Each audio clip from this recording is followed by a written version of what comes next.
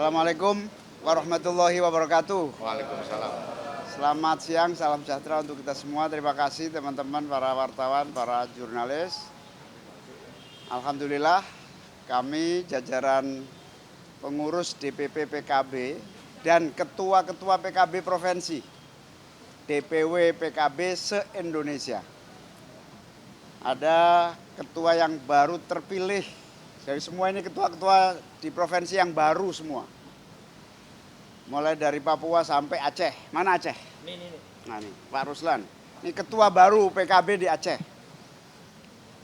Kami semua mohon waktu kepada Bapak Presiden audiensi untuk memperkenalkan seluruh jajaran pengurus lengkap sampai ke bawah. Yang kedua, kami baru menyelesaikan Akademi Politik Kebangsaan, Akpolbang, di mana calon-calon pengurus utama harus lulus mengikuti Akademi Politik Kebangsaan yang baru saja kami selesaikan beberapa hari yang lalu. Kami juga melaporkan, kami telah melaksanakan rapat koordinasi dan menyampaikan berbagai ide, gagasan, usulan dalam rangka mensukseskan pemerintahan di bawah kepemimpinan Pak Prabowo. Beberapa hal kami telah menyampaikan, PKB mendukung penuh semua keputusan kebijakan dan program-program yang sangat dinikmati rakyat secara langsung. Bahkan kita siap mensukseskan upaya lanjutan dari seluruh program strategis itu. Misalnya membangun ekosistem program makan bergizi gratis, melibatkan seluruh stakeholders dalam supaya supply and demand dari kebutuhan MBG berjalan dengan lebih produktif lagi. Yang kedua, di Republik ini tidak ada satupun yang menguasai geopolitik internasional. Dan kami meyakini Pak Presiden Prabowo amat sangat paham betul tentang peta geopolitik yang amat sangat rumit, kompleks, dan membutuhkan penanganan cepat dan khusus.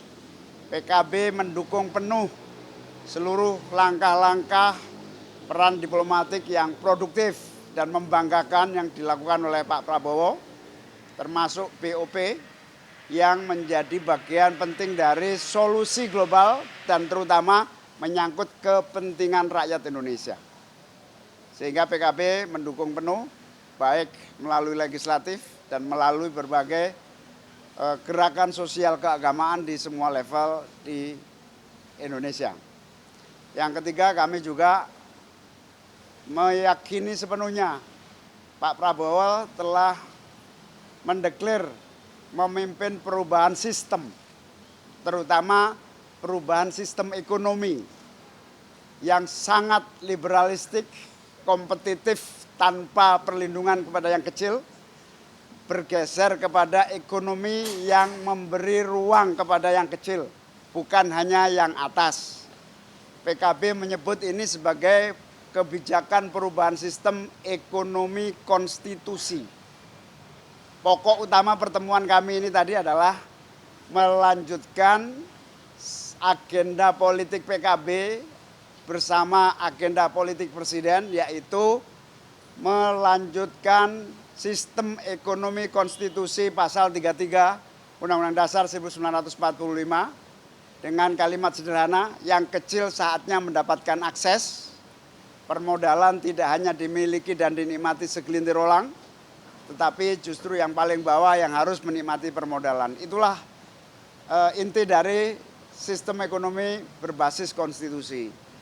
Menghentikan persaingan terlampau bebas dan mencekik yang kecil, negara hadir, pemerintah menjadi pelaku aktif melindungi ekonomi kecil.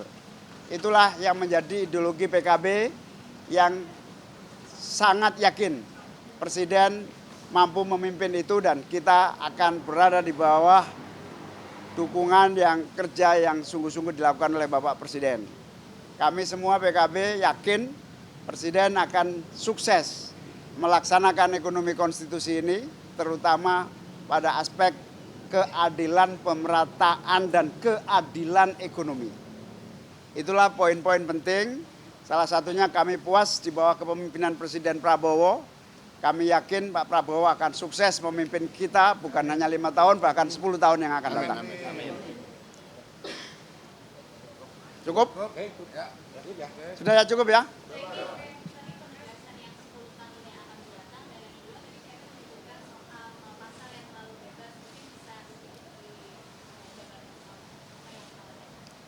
Ya, ekonomi konstitusi bagi PKB adalah proteksi kepada yang kecil. Termasuk kita menyampaikan kepada beliau dibutuhkan banyak regulasi supaya sistem ekonomi yang berkeadilan itu terwujud melalui undang-undang, peraturan pemerintah, keputusan-keputusan strategis, sehingga ekonomi tidak hanya dinikmati oleh atas. Itu yang disebut ekonomi konstitusi.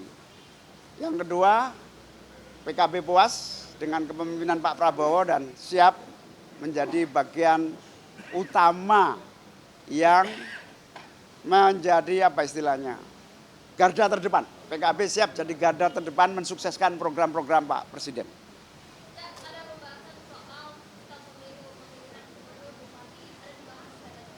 Ya, itu termasuk poin-poin pikiran yang kami usung dan beliau amat sangat setuju, bahkan politik yang terlampau kompetitif, tiap hari kompetitif tidak produktif. Kompetisi politik saatnya dibatasi, tidak setiap hari tetapi saat-saat tertentu, sehingga lebih produktif bangsa kita. Salah satunya adalah pilkada yang tentu menjadi program untuk dikembalikan pada sistem yang lebih kondusif. Soal kapan belum waktunya, kita membahas itu di DPR juga belum, nanti pada saatnya.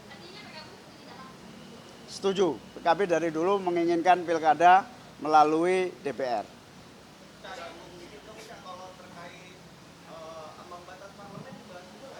Belum. Teknis nggak sampai sedetail itu. Ya, pilkada itu menjadi panasnya politik yang tidak pernah berhenti. Sehingga mungkin hanya dibatasi pilpres lah. Oke.